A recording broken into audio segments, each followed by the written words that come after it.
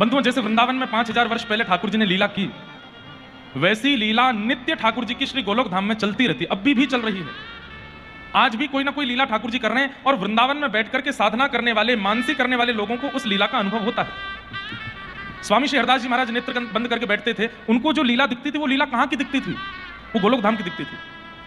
अष्ट सखा जिसमें परमानंद दास जी, सूरदास जी, चतुर्भुज दास जी, कृष्णदास जी, जितनों के चरित्र हमने सुने, ये सब लोग श्रीमद् भागवत जी में वर्णित लीलाओं से भी अधिक लीला कैसे बता देते हैं? क्योंकि आज भी लीला चल रही है ठाकुर जी की, और उस लीला का चिंतन अत्यंत पवित्र चित्त वाला आज भी कर सकता है। वो मानसी में जाकर के बैठे, नेत्र बंद करके ध्यान लगा करके बैठे, तो ठाकुर जी उसके चित्त में प्रकट होकर के गोलोक धाम की नित्य लीला का आज भी दर्शन करा देते हैं, आज भी दर्शन होता है। तो श्री गोलोक धाम की लीला चल रही है, और आज गोलोक धाम में श्री ठाकुर जी एक खंभ का टेक लगा करके बैठे हैं। तभी किशोरी जी आती हैं और आकर के श्याम सुंदर से पूछती हैं, हे श्याम सुंदर, क्या बात है? आपके मुखमंडल को देख करके ऐसा क्यों लगता है कि आप किसी चिंता में हैं, किसी गहन चिंतन में बैठे हैं? क्या सोच रहे हैं नाथ, क्या बात है? ठाकुर जी बोले, नहीं नहीं कुछ नहीं, बस ऐसे ही। श्री राधा रानी कहती है, नहीं नहीं बताइए ना, क्या बात है, किस चिंतन में बैठे हो आप?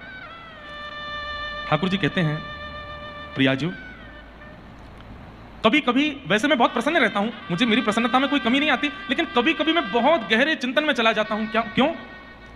व्रज में मैंने जन्म लिया, ब्रजवासियों के बीच में मैं पला बड़ा, इतना प्रेम ब्रजवासियों ने मुझको दिया, और मैं परसों की बात कह के झूठ बोल करके व्रज से चला गया कि मैं परसों आ जाऊंगा।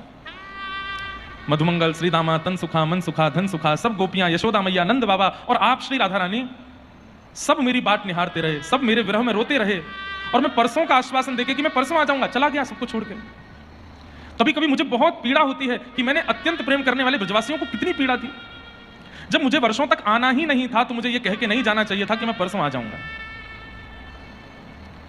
श्यामाजू, आपके नेत्रों के अश्रुबिंद, यशोदा मैया के नेत्रों के अश्रुबिंद, मधुमंगल, श्रीदामा, मेरे सब सखाओं के नेत्रों के अश्रुबिंद, व्रज की गैयाओं के नेत्रों के अश्रुबिंद, ये सारे अश्रुबिंद मेरे ऊपर बहुत भार बन के कभी कभी आ जाते हैं, और मैं उस समय केवल एक ही बात चिंतन करता हूं कि कैसे इस भार से निकलूं।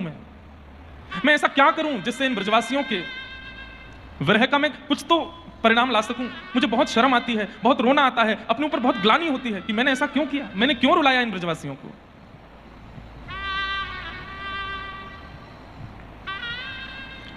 हे उधो मत अइयो समझाने, हे उधो उधो मत अइयो समझाने, जाके कांटा लगे सो ही जाने। भगवान बोल रहे हैं, मैंने उद्धव को भेजा था, जब 5-6 वर्ष निकल गए वृंदावन छोड़े हुए, मैं लौट करके नहीं गया, तब मैंने उद्धव को भेजा था कि उद्धव तू जा, व्रज गोपियों को, यशोदा मैया को, नंद बाबा को थोड़ा शांत करके आ। मुझे उनकी याद इसलिए इतनी ज्यादा आती है क्योंकि वो मेरी याद में रो रहे हैं। तू बृहस्पति का शिष्य है, तू बहुत विद्वान है, तू मेरा मित्र है ना, चल जा। मैं तो नहीं जाऊंगा, मैं अगर गया तो वापस नहीं आ पाऊंगा व्रज से, तू चला जा। ब्रजवासियों को थोड़ा समझा के आ, वो रोया ना करे मेरी याद में। और तब उद्धव जी वृंदावन गए, वेदों की ऋचाएं, ज्ञान की चर्चा कर रहे हैं उद्धव जी महाराज गोपियों के बीच में। तब गोपियां उद्धव से कहती हैं, हे उद्धव मत अइयो समझाने, हे उद्धव मत अइयो समझाने, जाके कांटा लगे सो ही जाने, जाके कांटा लगे सो ही जाने। जाए बसे हैं दूर बिरज से, भेजते हैं संदेशा, हम गोपीत राह तकत हैं, रूप हो गया कैसा। अरे उद्धव, हमने प्रेम में क्या कमी छोड़ी थी? श्री कृष्ण को जो प्रिय लगे सब वही क्रिया की।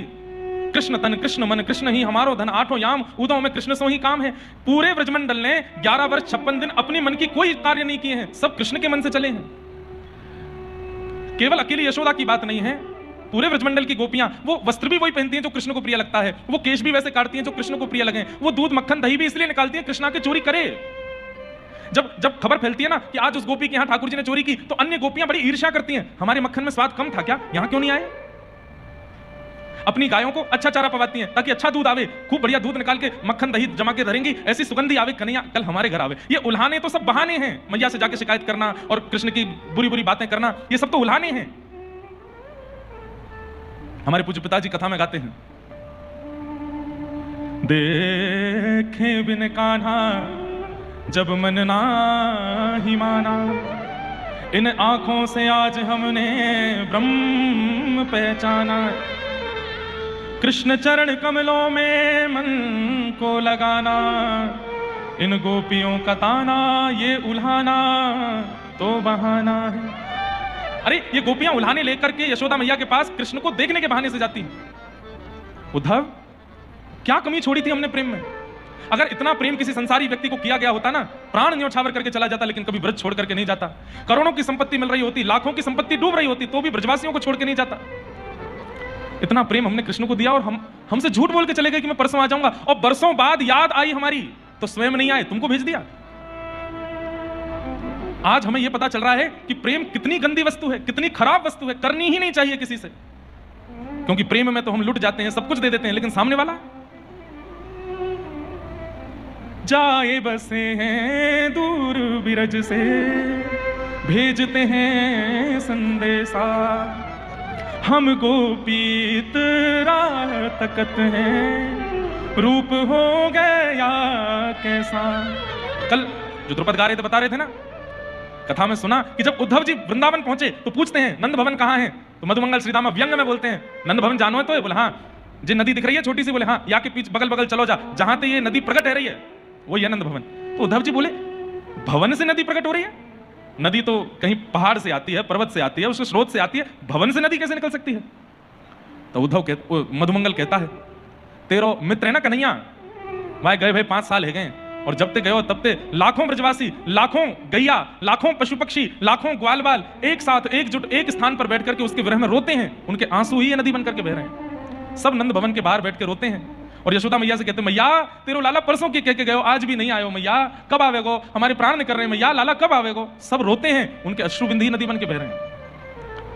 उद्धव जी स्तब्ध हो गए कि इतनी व्याकुलता मैंने कभी सोची भी नहीं है कि आंखों के अश्रु नदी बन के बहने लगे। गोपियां कह रही हैं अरे उद्धव तेरे सखा कृष्ण को हम पर दया नहीं आई, मान लिया कि हम तो पराई हैं, लेकिन पथराई मैया की अखियां दर्शन उसका पाने जाके कांटा लगे सो ही जान। अरे हमको देखने नहीं आ सकता, कम से कम उस माँ को देखने तो आ जाए जिसने चलना सिखाया, बोलना सिखाया, बैठना सिखाया, कपड़े पहनाना सिखाया। 24 घंटे पीछे पीछे डोलती रही, मेरे लाला को ये दूंगी, मेरे लाला को ये पहनाऊंगी, मेरे लाला को कोई श्रम नहीं आ जाए, कम से कम उस मैया से मिलने तो आ जाए। हे उधो मत आइयो समझाने जाके कांटा लगे सो ही जाने। भगवान जब मथुरा गए थे ना बंधु, तो मोर मुकुट, वैजंती माला और वंशी तीनों वृंदावन छोड़ के चले गए। द्वारिका में ठाकुर जी ने कभी मोर मुकुट, हाँ ठाकुर जी राजाधिराज बन के बैठते हैं, उसमें मोर पिच्छ लगाते हैं, लेकिन मोर मुकुट जैसा वृंदावन में पहना तिरछा, वैसा ठाकुर जी द्वारिका में नहीं पहनते। वैजंती माला नहीं पहनते, और द्वारिका में ठाकुर जी वंशी नहीं बजाते, वंशी वृंदावन में छोड़ के गए ठाकुर जी। गोपियां कह रही हैं उद्धव तू वापस मथुरा जाएगा ना, ये ले उसकी सामग्री लेके जाना अपने साथ, क्या पता ये सब देख के उसकी इच्छा हो जाए यहाँ आने की। मोर मुकुट वैजंती माला उसको दी जो जाए, कहियो असुअंजल सो यमुना खारी ना हो जाए। ले जाओ ये वंशी उधो उसको याद दिलाने जाके कांटा लगे सो ही जाने। हे उधो उधो मत आइयो समझाने जाके कांटा लगे सो ही जाने। लौट जाओ। उद्धव भगवान से कह के गए थे कि मैं शाम को आ जाऊंगा। ठाकुर जी छत पर खड़े होकर के वृंदावन की ओर देख रहे हैं और बार बार कभी इधर जाते उद्धव आ रहा होगा, उद्धव आ रहा होगा। शाम से रात हो गई, रात से फिर सुबह हो गई, उद्धव नहीं आए। ठाकुर जी जल्दी से स्नान करके तैयार होकर फिर से छत पे आके खड़े हो गए, उद्धव आ रहा होगा। नीचे द्वारपाल से कहते हैं, देखना वृंदावन के मार्ग पर देखो कोई रथ दिख रहा है क्या? नहीं नहीं ठाकुर जी, कोई रथ नहीं है। ठाकुर जी बोले, उद्धव कहां रह गया? 1 दिन 2 दिन 3 दिन 4 दिन नहीं बंधुओं, 6 महीने निकल गए, उद्धव नहीं आए। और ठाकुर जी रोज छत पर जाते हैं, वृंदावन की ओर देखते हैं, मेरा उद्धव कहां चला गया? शाम तक की कह के गया था, अभी तक आया क्यों नहीं? और 6 महीने बाद दिखता है, ये लंबी दाढ़ी, बड़े बड़े जटा जैसे केश और बाहुविह्वल नेत्रों से अविरल अश्रुधार गिर रही है। बृहस्पति का शिष्य उद्धव, जिसके सामने बड़े बड़े विद्वान नतमस्तक हो जाते हैं, वो रथ को छोड़ गिरता पड़ता और रोता बिलकता हुआ मथुरा आ रहा है। ठाकुर जी दौड़ करके गए और जाकर के उद्धव को हृदय से लगा, उद्धव क्या हुआ? उद्धव ये तेरी कैसी दशा हो गई? तू रो क्यों रहा है इतना? उद्धव चरण पकड़ के ठाकुर जी से कहता है, मुझे केवल एक वस्तु दे दो, आप वापस वृंदावन चलो। ये द्वारिका का राज्य, मथुरा का राज्य, ये पूरे ब्रह्मांड को कोई और संभाल लेगा। नाथ आप ब्रजवासियों से दूर मत जाइए। यशोदा मैया, नंद बाबा, ब्रज की गोपियां, श्री राधा रानी, क्या बिगाड़ा उन सब ने आपका? कितना प्रेम दिया आपको, क्यों चले आए आप उनसे दूर? इस उद्धव की झोली भर दीजिए, मैं चला जाऊंगा द्वारिका, मैं आगे की लीला आप कहेंगे तो मैं सह लूंगा, आप वापस वृंदावन जाओ। नाथ आपके योग्य वृंदावन से उचित स्थान पूरी ब्रह्मांड में नहीं है, वैकुंठ छोड़ दीजिए। लक्ष्मी जी को मैं मना लूंगा, इस ब्रह्मांड का पालन कोई और कर लेगा, मैं ब्रह्मा शिव से बात कर लूंगा, हम एक नए विधाता की रचना कर देंगे, नए भगवान की रचना कर देंगे, आप वापस वृंदावन चले जाओ, मत रहिए यहां। ठाकुर जी उठा करके उद्धव को हृदय से लगाते हैं, उद्धव मुझे बता तो वहां किसने क्या कहा? और जैसे जैसे उद्धव बात बता रहे हैं यशोदा मैया की, नंद बाबा की, सब गोपियों की, ग्वाल बालों की, ठाकुर जी की स्थिति सह नहीं पा रहे ठाकुर जी, और इच्छा तो हो रही है मैं अभी दौड़ करके चला जाऊं वृंदावन और फिर कभी ना आऊं वहां से। लेकिन परमात्मा का आविर्भाव इस संसार में सबके लिए होता है, जगत कल्याण के लिए होता है, मैं पक्षधर कैसे बनूं? नहीं गए ठाकुर जी, और बल्कि रण छोड़ करके द्वारिका चले गए और दूर चले गए व्रज से, और वहां जाकर के लीलाएं की, ब्याह आदि किए, महाभारत का युद्ध आदि करा करके लीला पूरी करके ठाकुर जी प्रस्थान कर गए। अब गोलोक धाम में श्री जी के साथ तो नित्य ठाकुर जी रहते हैं, आज ठाकुर जी वही चिंता कर रहे हैं कि हे किशोरी जी, मुझे बहुत चिंता होती है और मुझे ऐसा लगता है मेरे ऊपर बहुत बड़ा भार है ब्रजवासियों का, मेरे ऊपर इतना बड़ा ऋण है आपका, यशोदा मैया का, नंद बाबा का, ब्रजवासियों का, मैं उस ऋण से कैसे उऋण हूं? किशोरी जी बोली, ये सब कैसा चिंतन कर रहे हैं आप? इसकी आवश्यकता नहीं है। अरे वो लीला थी, पूरी हो गई, अब लीला विश्राम के बाद आप गोलोक धाम में है ना। बोले गोलोक धाम में सब ब्रजवासी आपके आसपास हैं। बोले ये बात नहीं, मुझे पृथ्वी पर जो ऋण मेरा रह गया है उसको मुझे चुकाना है, मैंने बहुत रुलाया ब्रजवासियों को, मुझे उसको उसकी भरपाई करनी है।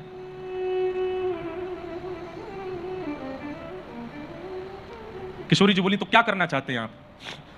बोले जितना ब्रजवासी मेरी याद में रोए हैं, यशोदा मैया मेरी याद में रोई हैं, नंद बाबा मेरी याद में रोई हैं, मेरी प्राणेश्वरी राधा रानी मेरी याद में जितना विरह में रोई हैं, आप सबसे ज्यादा रोना चाहता हूं, आप सबसे ज्यादा व्याकुल रह करके इस ऋण से मैं उऋण होना चाहता हूं। किशोरी जी बोली, कैसी बात कर रहे हैं आप? रोने की इच्छा कौन प्रकट करता? बोले मैं कर रहा हूं ना। किशोरी जी बोली, रोने के लिए विरह चाहिए होता है और आपको विरह नहीं हो सकता। किसका विरह होगा आपको? क्यों? मुझे भी विरह हो सकता है। किसका करोगे आप विरह? बताइए ना, किसका विरह होगा आपको?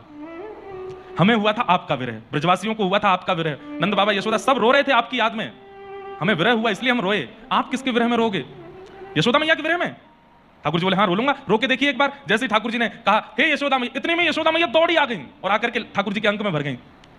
जब यशोदा मैया गई तो श्री जी बोली, देख लिया श्याम सुंदर, आप यदि विरह करेंगे भी ना तो जिसका करेंगे उसको आना पड़ेगा आपके सामने, क्योंकि आप परमात्मा हो। ये प्रकृति आपको विरह का अधिकार नहीं दे सकती। आप मेरा विरह करेंगे मैं दौड़ी चली आऊंगी, आप मधुमंगल का विरह करोगे वो दौड़ा चला आएगा, आप किसी को पुकारोगे तो वो रुकी ही नहीं पाएगा। ये तो आप ही हो निष्ठुर, इतना बुलाने पर भी नहीं आए, किसका विरह सहोगे? ठाकुर जी बोले तो फिर मैं अपना ही विरह सहूंगा। हे श्री जी आप एक कृपा कर दीजिए। बोले क्या? देह मेरा होगा पर उस देह के अंदर मन आपका होगा, देह मेरा होगा पर उस देह के अंदर आत्मा आपकी होगी। बहुत ध्यान से सुनिएगा बंधुओं सब। शरीर मेरा होगा, कृष्ण का शरीर होगा, लेकिन उसके अंदर आत्मा श्री राधा रानी की होगी। और मैं श्याम वर्ण का बन के नहीं जाऊंगा, आप अपना वर्ण भी मुझे दे दीजिए। मैं दो चीज की याचना कर रहा हूं आपसे। बोले क्या? एक तो अपना मन मुझे दे दीजिए और दूसरा अपना वर्ण, अपनी कांति मुझे दे दीजिए। देह मेरा रहेगा और मैं पृथ्वी पर जाता हूं, मैं अपने ही वियोग में रो करके देखना चाहता हूं क्या होता है। मेरी 3 इच्छाएं अधूरी रह गई हैं। कौन कौन सी 3 इच्छा? ध्यान से सुनिएगा। ठाकुर जी बोले पहली इच्छा, मैं देखना चाहता हूं, मुझे ये तो पता चल गया कि कृष्ण का प्रेम राधा के प्रति कैसा है, मैं अपना प्रेम जानता हूं, पर मैं अब ये भी जानना चाहता हूं कि आपका प्रेम मेरे प्रति कैसा है। तो उसके लिए मुझे आप बनना पड़ेगा। इसलिए हे किशोरी जी, अपना भाव मुझे दे दो। तन कृष्ण का होगा पर भाव राधा रानी का होगा। पहली इच्छा, मैं आपका प्रेम परखना चाहता हूं कि मेरे प्रति आपका प्रेम कैसा है। दूसरी बात, मैं अपनी रूप माधुरी का स्वयं आस्वादन करना चाहता हूं। मैंने देखा जब मैं गैया चराने निकलता तो गोपियों की स्थिति ऐसी हो जाती, ग्वाल बाल सब व्याकुल हो जाते, अरे गायों के थन से बिना हाथ लगाए दूध निकलने लगता। ऐसा क्या है मेरे रूप में जो सब इतने मोहित हो जाते हैं? मैं स्वयं अनुभव करना चाहता हूं मेरे रूप दर्शन से क्या होता है। समझिएगा बंधुओं। और मेरी तीसरी इच्छा, इतना विरह व्याकुल होने के बाद में जब मैं किसी को मिलता हूं तो मेरे मिलने पर उसको क्या अनुभव होता है, यह भी मैं अनुभव करना चाहता हूं। पहली इच्छा, मैं आपके हृदय को परखना चाहता हूं कि आपका प्रेम मेरे प्रति कितना है। दूसरी इच्छा, मैं अपने रूप का आस्वादन करना चाहता हूं। और तीसरी इच्छा, मेरी प्राप्ति होने पर किस सुख की अनुभूति होती है, मैं उस सुख का अनुभव करना चाहता हूं। इसलिए हे किशोरी जी, तन मेरा, भाव और रंग आपका, ये तीन मिश्रण के साथ में पुनः अवतार लेने के लिए जा रहा हूं पृथ्वी पर। राधा कृष्ण मिलित अवतार होगा, जहां तन कृष्ण का होगा और मन राधा का होगा। मैं देखना चाहता हूं कि मेरे विरह में व्याकुलता होती कैसी है। बंधुओं, इस भाव पर मैंने एक पद लिखा है, ध्यान से सुनिएगा। किशोरी जी से याचना कर रहे हैं ठाकुर जी। प्यारी मोहे अपनों ही कर लीजे, प्यारी मोहे अपनों ही कर, प्यारी मोहे अपनों ही कर लीजे। सब गाओ। प्यारी मोहे अपनों भाव ही दीजे, प्यारी मोहे अपनों भाव। ठाकुर जी चरणों में बैठे हैं बंधुओं। तो ठाकुर जी चरण पकड़ करके किशोरी जी से कह रहे हैं कि हे किशोरी जी, मैं जाऊंगा तो कृष्ण ही, पर मेरी आत्मा आपकी होगी। और मैं रो करके देखना चाहता हूं कि मेरी व्याकुलता होती कैसी है। ठाकुर जी, किशोरी जी व्यंग में हंसी और हंस करके क्या बोली पता है? सह नहीं पाओगे। क्यों? बोले मुझसे पूछिए ना। जब आपकी याद में विरह व्याकुलता होती थी, पूरे दिन प्रतीक्षा होती थी कि आप आओगे आओगे आओगे आओगे, और जैसे सूर्यास्त हो जाता था, रात्रि होती थी, आप नहीं आते थे, उस समय ऐसा लगता था कि शरीर के प्रत्येक रोम में हजारों बिच्छुओं ने डंक मार दिया हो। इतनी वेदना होती थी कृष्ण, सह नहीं पाओगे। ठाकुर जी बोले मैं सब सहूंगा, मुझे सह करके देखना है कि मेरा विरह होता कैसा है, मेरी याद में तड़पन होती कैसी है, मुझे देखना है। प्यारी मोहे अपनों भाव ही दीजे, प्यारी मोहे अपनों भाव हो, भाव दे के मोहे कांति हु दीजे, भाव कांति मतलब रंग। ठाकुर जी कह रहे हैं ये सांवला रंग नहीं चलेगा, गोरा ही बनाइए मुझे। क्यों? अगर मैं अपनी याद में रोऊंगा और अपने ही अंग को देख लूंगा तो मेरा विरह दूर हो जाएगा, मुझे पता चल जाएगा कि मैं ही कृष्ण हूं। ये भूलना चाहता हूं कि मैं कृष्ण हूं। भाव दे के मोहे कांति हु दीजे, भाव ओ अपनों सो कर दीजे,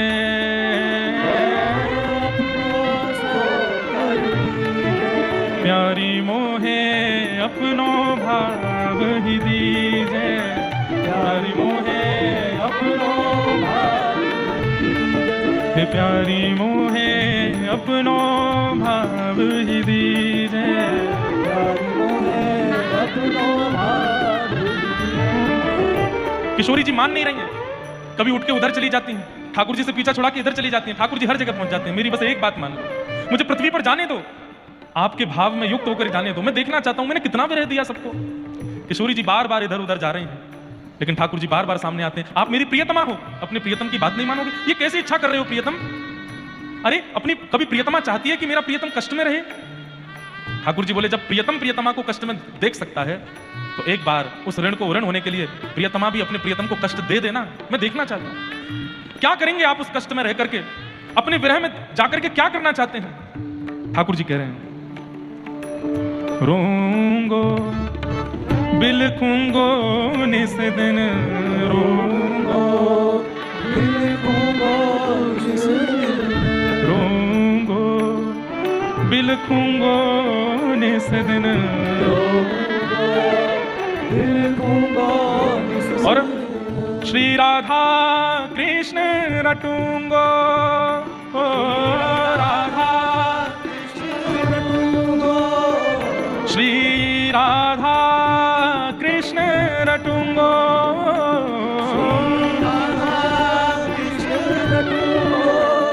और उससे ब्रजवासिन के ऋण से उऋण, ब्रजवासिन के ऋण से खुद को यूं कर दूंगो।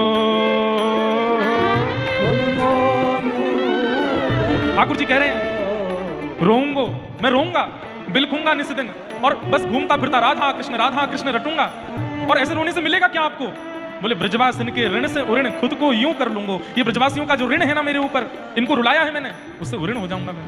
श्री राधे मोहे अपनो भाव ही दीजे, राधे मोहे अपनो भाव दीजे, ओ श्यामा मोहे अपनो भाव ही दीजे, श्यामा मोहे अपनो भाव दीजे। जब किशोरी जी के चरणों में बैठ गए, जिद करने लगे श्याम सुंदर। किशोरी जी ये भी नहीं चाहती कि मैं इनको रोता हुआ देखूं, और अभी जो मेरे चरणों में बैठ के याचना करने में इनको याचक बनता भी नहीं देख पा रही हूं। ध्यान से सुनिएगा बंधु। तब किशोरी जी ने क्या किया? निज कर कंठ की माला दीनी, निज कर कंठ की माला दीनी, निज कर कंठ की माला दीनी। और जैसे ही माला पहनाई है, किशोरी जी ने अपने कंठ की माला उतार करके जैसे ही श्याम सुंदर के अंग पर पहनाई है, तुरंत कृष्ण भाव अंतर ध्यान हो गया, और कृष्ण के चित्त में किशोरी जी का भाव प्रकट हो गया। भाव प्रकट कर दीनो, भाव प्रकट कर दीनो। और बंधुओं, जैसे ही ठाकुर जी को माला पहनाई, किशोरी जी का भाव चित्त में प्रकट हुआ। ठाकुर जी भूल गए कि मैं कृष्ण हूं। जैसे ही राधा भाव में प्रकट हुए, सामने देखा किशोरी जी हैं, इधर देखा कृष्ण कहाँ है, मेरे कृष्ण कहाँ है, मेरे प्रियतम कहाँ है, मेरे श्याम सुंदर कहाँ है। कभी दौड़ती हैं वन में, कृष्ण ही हैं पर राधा भाव में है। यमुना जी में कूद पड़ते हैं, किसी वन में जाते हैं, वृक्ष पर जाके ढूंढते हैं, मेरे कृष्ण कहाँ है, मेरे श्याम सुंदर कहाँ है। किशोरी जी संभाल रही हैं। मैं कह रही थी प्रियतम नहीं सह पाओगे, मेरे श्याम सुंदर देखे आपने, कहाँ चले गए, अभी तो यहीं बैठे थे। ठाकुर जी रो रहे हैं अपने विरह में। तभी किशोरी जी ने ठाकुर जी का अंग ठाकुर जी को दिखाया, अरे ये रहे कृष्ण। और जैसे अपने अंग की नील कांति देखी तो ठाकुर जी के नेत्रों के अश्रु सूख गए। श्यामाजू, ये आपने कहा कियो, मेरो अंग मुकु दिखा दियो, विरह तो नष्ट है गयो। ऐसा मत करो, आपने भाव दियो है, अंग की कांति भी अपनी दीजिए मुझको, क्योंकि जब जब ये श्याम अंग मुकु दिखेगा विरह नहीं कर पाऊंगा मैं। तब रोते हुए किशोरी जी हाथ कांप रहे हैं, इच्छा नहीं है, लेकिन क्या करूं, श्याम सुंदर इतनी जिद पर अड़े हैं। तब शीश उठाए दई जब चूनर,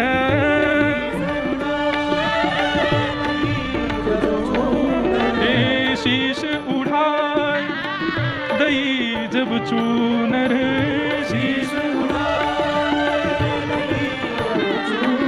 तब श्याम गौर कर दीनो,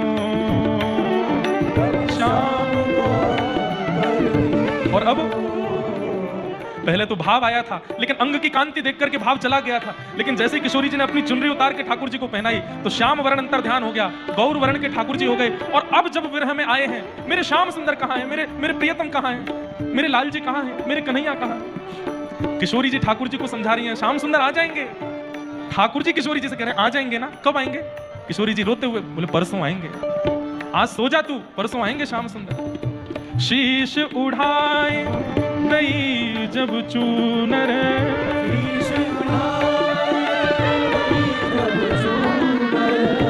श्याम गौर कर दीनो, श्याम गौर कर दीनो। श्री राधे मोहे अपनो भाव दीजे, राधे मोहे अपनो भाव, श्री राधे मोहे अपनो भाव दीजे, राधे मोहे अपनो भाव। रोऊंगो बिलखूंगो निस दिन, रोऊंगो निस दिन, और राधे श्याम रटूंगो, ओ राधे श्याम राधे मोहे अपनो ही कर लीजो, श्री राधे मोहे अपनो ही कर लीजो, श्री राधे मोहे अपनो भाव दीजो, श्री राधे मोहे अपनो भाव। मन तो किशोरी जी का बन ही गया था, और जब तन भी श्याम सुंदर का किशोरी जी का बन गया, गौर हो गए श्री कृष्ण। जो श्याम सुंदर थे आज गौर सुंदर हो गए, और निकुंज में वही रूप श्री गौरांग महाप्रभु चैतन्य महाप्रभु के रूप में प्रकट हो गए ठाकुर जी। श्री राधा कृष्ण मिलित स्वरूप है चैतन्य महाप्रभु। ठाकुर जी ने उस स्वरूप को अंतर ध्यान कर दिया, पुनः श्याम सुंदर बन गए और हंसने लगे। किशोरी जी बोली मैं मना कर रही हूं, मत करिए। नहीं, अब बस ये माला और चुनरी मिल गई है, अब बस समय की प्रतीक्षा है। जिस समय लगेगा कि पृथ्वी पर अब जाना है मुझे, मैं ये माला चुनरी धारण करके गौर श्याम बन करके जाऊंगा पृथ्वी पर और रोऊंगा। किशोरी जी ढूंढती हैं रोज, कहां रख दी है माला, कहां रख दी है चुनरी, में उसको कहीं छिपा दूं, लेकिन श्याम सुंदर ने ऐसी जगह छिपा के रखा किशोरी जी को मिला ही नहीं।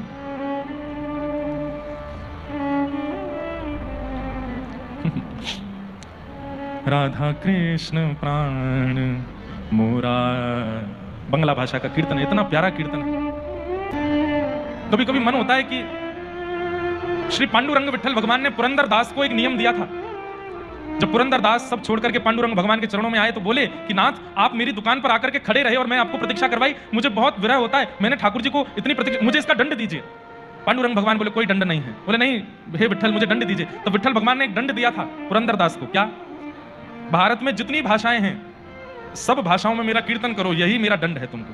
पुरंदर दास बोले ये दंड है कि कृपा है मेरे ऊपर? ठाकुर जी बोले मुझे अच्छा लगता है जब अलग अलग भाषाओं में अलग अलग रूप से मेरा कीर्तन होता है तो मुझे बहुत सुख मिलता है। नरोत्तम दास ठाकुर जो कि श्री चैतन्य महाप्रभु की शिष्य प्रणाली में हुए, उनका एक बहुत सुंदर पद है, पूरा नहीं गाऊंगा, 2-3 पंक्ति गाता हूं, आपको समझ आएगा, ध्यान से सुनना। राधा कृष्ण प्राण मोरा युगल किशोर, राधा कृष्ण प्राण मोरा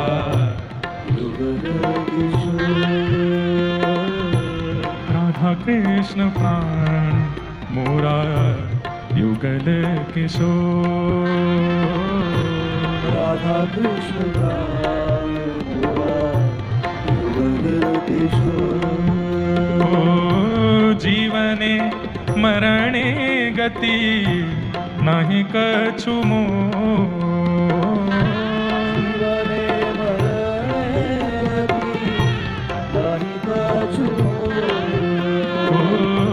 जीवन मरणे गति नहीं कछु मोह,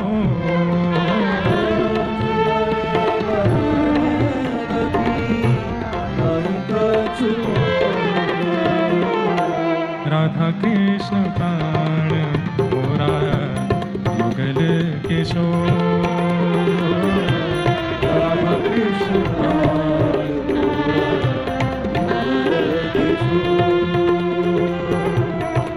कृष्ण प्राण मोरा युगल किशोर, राधा कृष्ण प्राण युगल किशोर, राधा कृष्ण प्राण मोरा युगल किशोर, राधा कृष्ण प्राण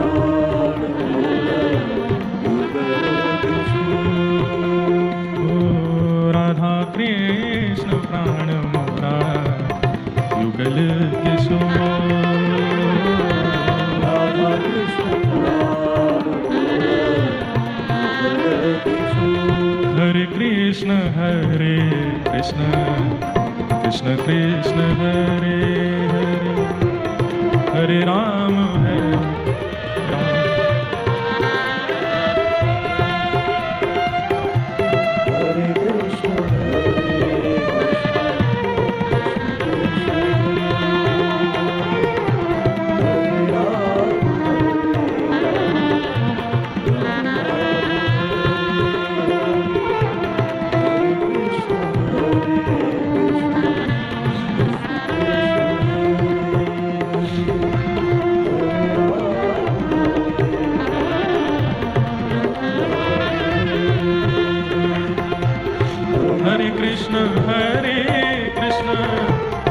कृष्ण कृष्ण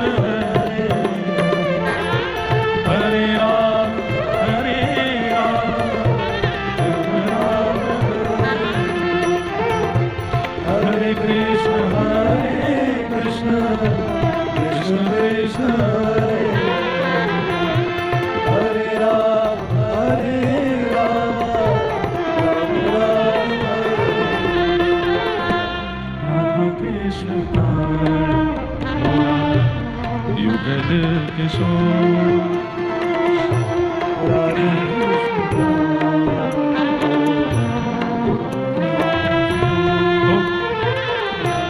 ठाकुर जी गौर हो गए, गोरे हो गए और श्री राधा भाव को चित्त में धारण कर लिया और बस अब प्रतीक्षा कर रहे हैं बंधुओं, रोने की प्रतीक्षा कर रहे हैं ठाकुर जी कि मैं पृथ्वी पर जाऊं और अपने ही विरह में रोना चाहता हूं, मैं देखना चाहता हूं मैंने ब्रजवासियों को कितना कष्ट दिया।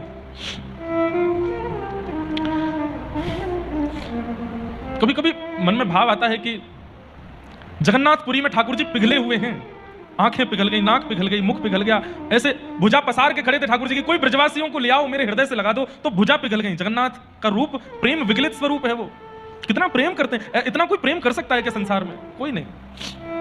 इसलिए सूरदास जी कहते हैं बिन गोपाल को नहीं अपनो जासों कीरत रही हैं। अरे संसार के लोगों से प्रेम करके अपना समय व्यर्थ कर रहे हैं हम, संसार के लोगों में अपना इन्वेस्टमेंट करके अपना समय भी बर्बाद कर रहे हैं, अपने भावों को भी नष्ट कर रहे हैं, और फिर सामने से जब हृदय तोड़ दिया जाता है तो बिखर और जाते हैं, फिर वो प्रेम करने लायक रह नहीं पाते हम। करिए ही मत ना उनसे करो जो कभी हृदय तोड़ते नहीं, और वो केवल श्याम सुंदर है।